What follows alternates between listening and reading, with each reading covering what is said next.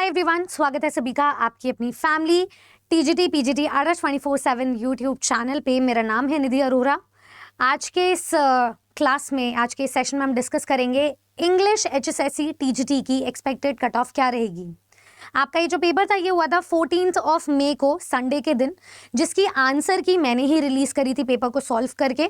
तो इसको लेकर के बाकी सारे सब्जेक्ट्स की जब हमने आंसर की डिस्कस करी तो उसके अकॉर्डिंग हम पता लगाएंगे कि एक्सपेक्टेड कट ऑफ क्या रहेगी। आंसर की ऑफिशियल आपकी एक हफ्ते के अंदर आ जाएगी एग्जाम होने के, लेकिन इसके अलावा जो कट ऑफ फाइनल आएगी उसके बाद क्या चैलेंज करने हैं, किन क्वेश्चंस को, वो सारी चीज़ें हम डिस्कस करते हुए आपको एक्सपेक्टेड कट ऑफ बताने वाले हैं।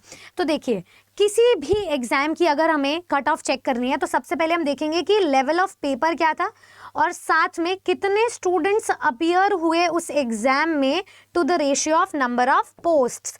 कितनी पोस्ट्स हैं उस पोस्ट के लिए, ठीक है, कितनी वैकेंसीज अवेलेबल हैं। तो इसको बारी बारी से डाइसेक्ट करते हैं।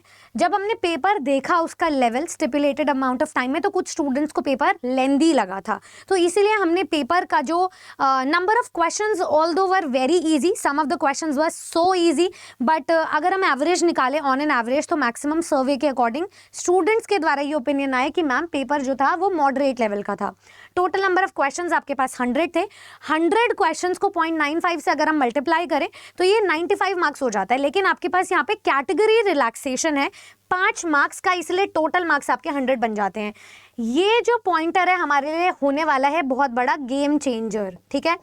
जब आपको अपनी आंसर की पता भी चल जाएगी तो आप उसके अकॉर्डिंगली इसमें काया पलट सकते हैं, क्योंकि पॉइंट नंबर की फाइट है, ठीक है। 0.5 से आपका गेम बदल जाएगा।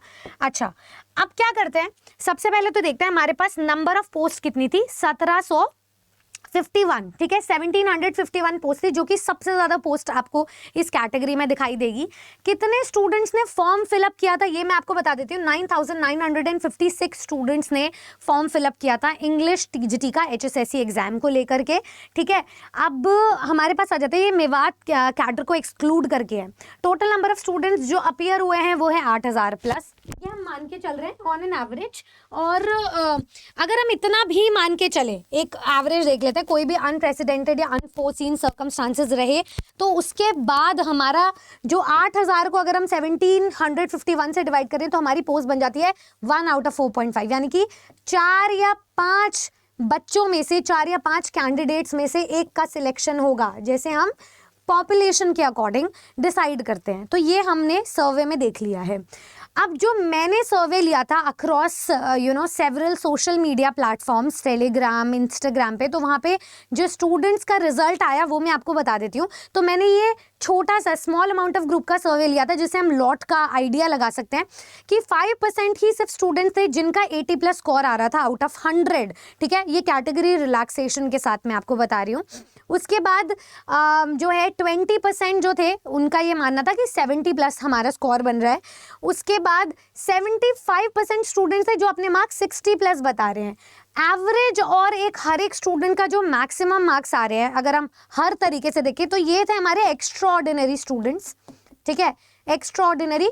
पर जो मैक्सिमम हमें जो संख्या मिल रही है वो 60+ मिल रही है। अब मैं आपको ये भी बता देती हूँ, जब आपकी फाइनल आंसर की ऑफिशियली रिलीज होगी तो उसमें भी आपके मार्क्स कम होंगे, कुछ ना कुछ डिडक्ट होंगे। तो फाइनल अगर हम एवरेज निकालें तो भी आपका यही निकलेगा 60+, क्योंकि इनका भी थोड़ा कम होगा, ये भी थोड़े से नीचे स्तर पर आएंगे, कैटेगरी में आएंगे।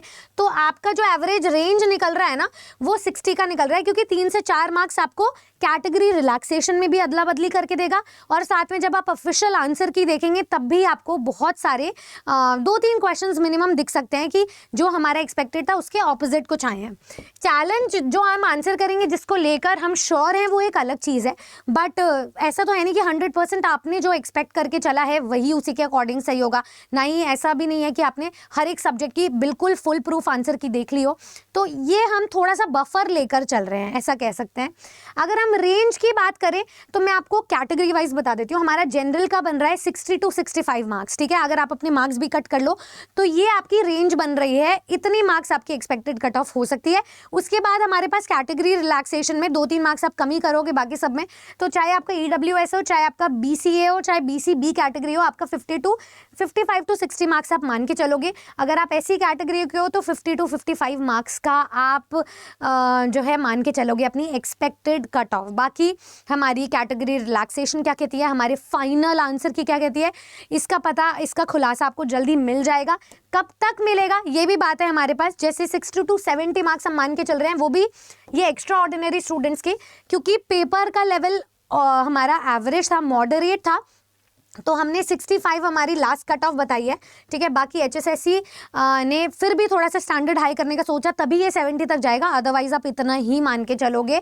कब तक हो सकता है, देखो 1 वीक में आपके आंसर की आ जाएगी, उसके बाद कट ऑफ और डॉक्यूमेंट वेरिफिकेशन भी होगा, ये सब आपका जून तक सिमट जाएगा, ठीक है।